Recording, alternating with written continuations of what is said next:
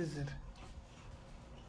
The cut piece of DNA was then linked with the plasmid DNA. The plasmid DNA act as a vector. है ना? Plasmid DNA क्या कैसे act करें? Vector के तौर पे, एक गाड़ी के तौर पे, है ना, एक व्हीकल के तौर पे बोल सकते हैं उसको नॉर्मल लैंग्वेज में, ठीक है। ये गाड़ी के तौर पे कैसे एक्ट कर सकता है? हाँ, ट्रांसफ़र करने में। To transfer the piece of DNA attached to it, you probably know that mosquito acts as an insect vector. तुमको मालूम होगा इस बारे में, जैसे मॉस्किटो क्या करता है, बीमारी फैलाता है ना, तो वो क्या है, वेक्टर है। देखो, मॉस्किटो मलेरिया कॉज करता है? नहीं, मॉस्किटो मलेरिया कॉज नहीं करता, मॉस्किटो डेंगू कॉज नहीं करता। उसके अंदर क्या रहते हैं? वेक्टर रहते हैं, वो दूसरे ऑर्गेनिज्म रहते हैं, वेक्टर है वो। जैसे मॉस्किटो के अंदर मलेरिया साइकिल में तुमने पढ़े होंगे, मॉस्किटो में क्या रहता है? प्लाज्मोडियम, है ना, स्पोरोजोइड, बिल्कुल। तो वो क्या करता है? प्लाज्मोडियम ट्रांसफर कर देता है ह्यूमन बॉडी के अंदर। तो मॉस्किटो इनडायरेक्टली, हाँ, डायरेक्टली बोले तो प्लाज्मोडियम करें, ठीक है। अपन क्या बोलते हैं? मच्छर से डिजीज, मच्छर से मलेरिया होता है, ऐसा बोलते हैं ना अपन। अब अंदर जाते हैं कि अपन प्लाज्मोडियम से होता है, फिर ऐसी होता है, उस तरीके से जोड़ता है। बात समझे क्या बोलना चाह रहे थे? तो जिस तरीके से मच्छर डिजीज कॉज नहीं करता, वो पैथोजन, वो वेक्टर है, उसी तरीके से प्लाज्मिड जो है ना हमारा, वो भी क्या है? वेक्टर है। वो ट्रांसफर करने का काम करेगा, सीधी बात।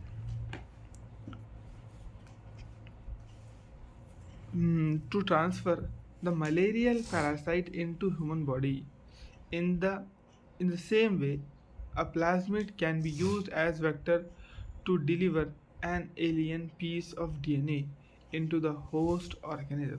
उसी तरीके से डीएनए को होस्ट ऑर्गेनिज्म में डालने के लिए हम प्लाज्मिड का इस्तेमाल करते हैं। जैसे मतलब मॉस्किटो कर रहा था, बिल्कुल वैसे इसको सब ये बोलने की बता रहा है। हाँ, सब ये बोलने की बात है कि प्लाज्मिड यूज़ करते हैं वेक्टर के तौर पर, बस इतना याद रखिए, काफ़ी है तुमने, ठीक है। The linking of antibiotic resistance gene with the plasmid vector, क्या कर रहा है? Linking of antibiotic resistance gene with the plasmid vector, इसके लिए क्या जरूरी है बोलो? जोड़ने के लिए कौन सी? लाइगेज। लाइगेज उधर भी पड़े थे अपन, वो डिसकंटिन्यूअस को काम में आए थे, वो भी जोड़ रही थी ना। हाँ।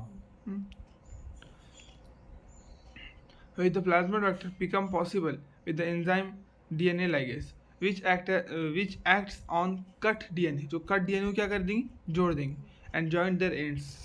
This make a new combination of circular autonomously replicating DNA, creates an in vitro and is known as recombinant DNA. अब ये जो बना, क्या क्या बना? देखो, सर्कुलर है ना, प्लाज्मिड काटे, प्लाज्मिड में जोड़े तो सर्कुलर बनेगा ना, ठीक है।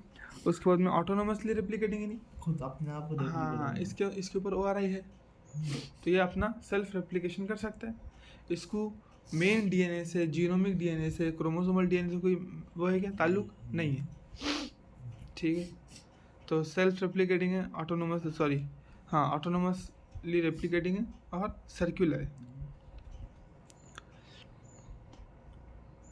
क्रिएट्स इन विट्रो, कहाँ बना देखो? इन विट्रो, बॉडी के अंदर बनाएगा नहीं, बाहर निकाल कर बना है ना। And is known as recombinant DNA, इसलिए इसको क्या बोलते हैं? रिकॉम्बिनेंट डीएनए बोलते हैं। When this DNA is transferred into E coli, जब इस डीएनए को हमने ई कोलाई में डाले, when this DNA transfer into E coli a bacterium closely related to salmonella. अब देखो, इसका मतलब क्या है? इकोलाई जो बैक्टीरिया है ना, वो सल्मोनेला से इन स्ट्रेन उनकी कुछ ना कुछ मिलते होंगे, मिलता जुलता बैक्टीरिया था। हाँ, एकदम अलग में नहीं डाले, क्योंकि फिर रिपल भी मार सकता है, कुछ दूसरे फैक्टर लग सकते हैं ना, इसलिए हाँ, रिश्तेदार बोल सकते हैं, इसलिए उसी जैसे बैक्टीरिया में डाल दिए। सल्मोनेला में उसका जो वो था अपना क्या, प्लाज्मिड, वो उसी से रिलेटेड बैक्टीरिया में, यानी ई कोलाई के अंदर हमने ट्रांसफर कर दिए। A bacterium closely related to Salmonella, it could replicate using a new host. DNA polymerase enzyme and make multiple copies. आई बात समझ? हाँ, it could replicate, वो replicate कर पा रहा था, है ना, using the new host polymerase enzyme, लेकिन replicate करने के दौरान वो किसका DNA polymerase इस्तेमाल कर रहा था? अब आया समझ में? हाँ, देखो यहाँ पर डीएनए पॉलीमरेज भी आ गया, है ना, डीएनए पॉलीमरेज एंजाइम आएगी ना, अपन जो पढ़े तो रेप्लिकेशन के अंदर, वही एंजाइम का नाम यहाँ पर है कि वो किसका डीएनए पॉलीमरेज इस्तेमाल कर रहा था, होस्ट का, यानी ई कोलाई का, याद रखना है होस्ट का। एंड मेक मल्टीपल कॉपीज, उसने क्या करा फिर उसके अंदर बहुत सारी कॉपी बना ली, बैक्टीरिया प्लाज्मा डाल दिया उसमें, तो उसका ही इस्तेमाल करा पॉलीमरेज बना। अपन तो पॉलीमरेज पूरा देख डाले अब कैसा रहता तो। हाँ बिल्कुल बिल्कुल। The ability to multiply copies of antibiotic resistance gene in E coli was called cloning. तो ये जो मल्टीपल कॉपीज बन पा रही ना उसके अंदर, तो इसको क्या बोलते हैं हम, क्लोनिंग बोलते हैं। देखो, the ability to multiply copies, यानी कॉपीज बनाना, सिंपल है तो copies banana, of antibiotic resistance gene, इसकी एंटीबायोटिक, अब देखो तुमने प्लाज्मिड की बहुत सारी कॉपी बना ली, तो इनडायरेक्टली एंटीबायोटिक रेजिस्टेंस जीन की भी बहुत सारी क्या बन जाएंगी, क्योंकि प्लाज्मिड का पार्ट ही है ना। चलो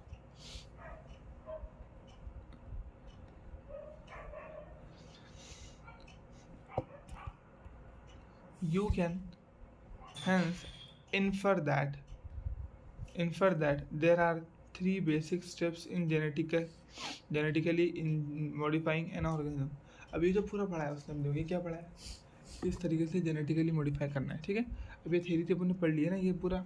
अब देखो इसमें बहुत सारी बीच के पूरे स्टेप्स खा लिया उसने, बहुत सारे बीच के स्टेप्स खा लिया।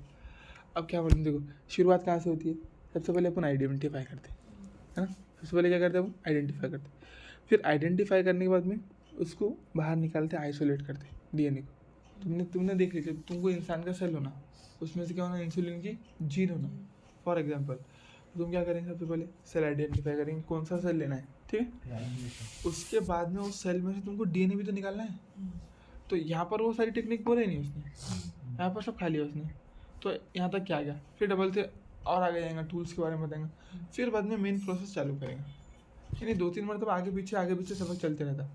लेकिन मेन सीक्वेंस कौन सी याद रखना है तुम्हारे को, ये तो थ्योरी है, ये बाद में पढ़ना है अपने, समझ में आ रही है।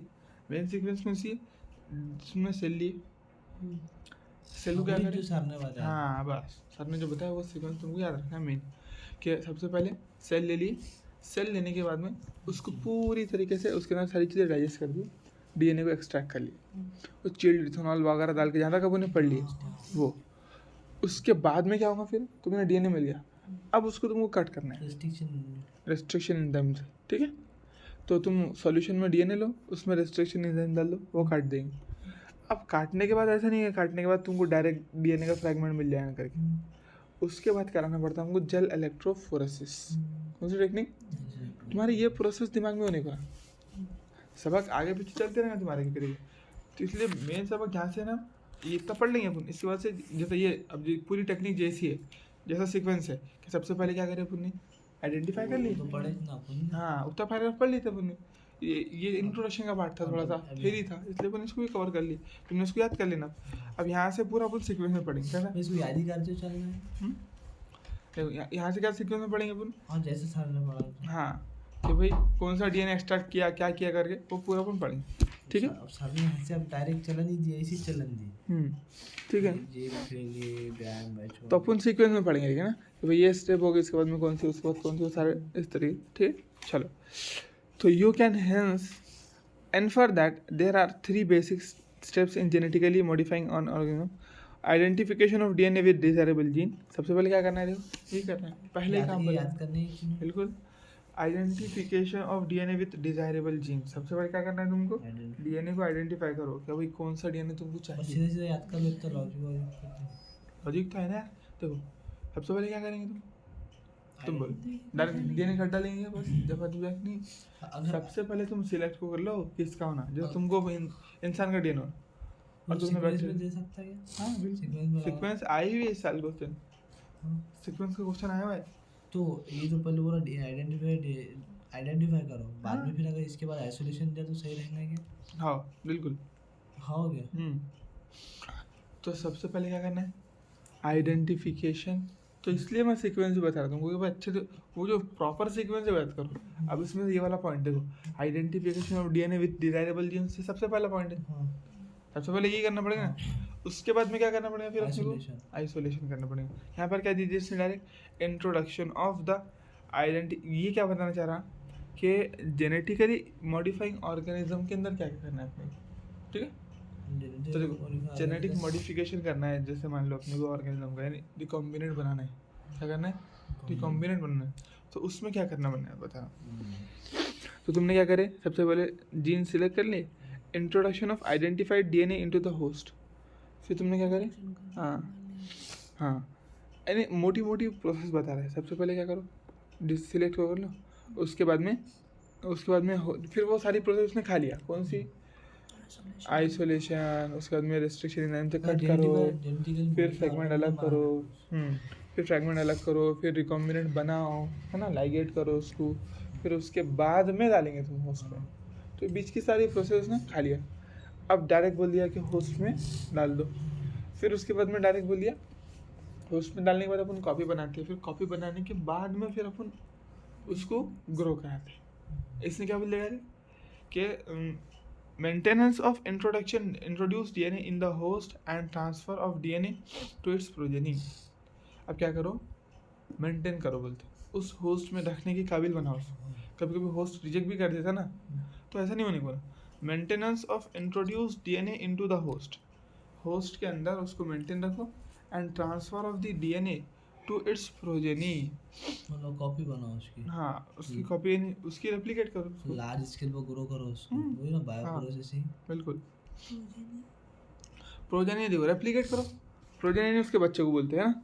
तो maintenance of introduce DNA into the host में मेंटेन रख पाएंगे, and transfer of DNA to its progeny. Large scale पर बहुत बड़ा ग्रो होना, लार्ज स्केल पर ग्रो करेंगे, वही बोल रहा ना।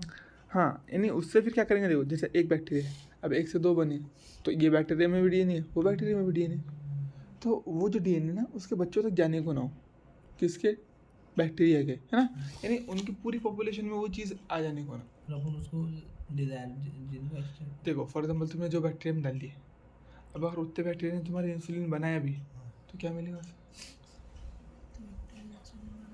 एक बैक्टीरिया तुमने एक बैक्टीरिया के लिए डाले क्यों नहीं, अपन तो बहुत सारे अपन क्या कहते हैं कि बैक्टीरिया के अंदर, बैक्टीरिया में इंसुलिन डालने के बाद में वो उसके बच्चों में जाए, फिर उसके बच्चों में जितना वो बैक्टीरिया ग्रो करे वो हर बैक्टीरिया में वो इंसुलिन की जीन पहुंच जाए।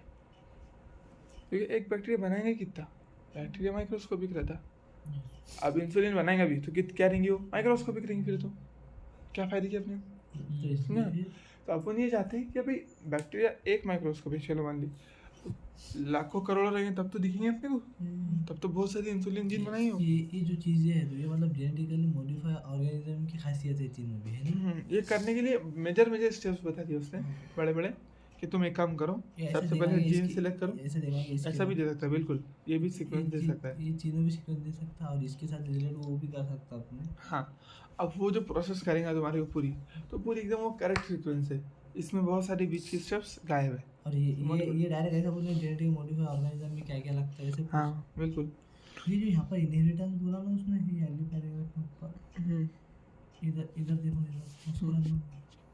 देखो इधर, inheritance along with DNA it में मल्टीप्लाई इनहेरिटेंस, मतलब वही इसके फिर इनहेरिटेंस वही आर्यन प्रोजेनी में जा रहे। हाँ बिल्कुल यानी इनहेरिट होना, यानी एक जनरेशन से दूसरे जनरेशन में जाना, है ना। मतलब अपन लार्ज स्केल में जब ग्रो कर रहे हैं तो उसमें ये भी काबिल है कि वो खुद जाके उसमें मल्टीप्लाई भी हो रहा और इनहेरिटेंस भी हो रहा, मतलब वो जब बच्चे बनाएंगे तो उसके डीएनए में भी चलेगा। बिल्कुल। चलो, maintenance of introduce DNA in the host and transfer of the DNA to its progeny. कहाँ ट्रांसफर करना है बोलो, इनहेरिटेंस के बाद इधर आओ डबल बोल रहे हैं, ऐसा बोल सकते हैं ना।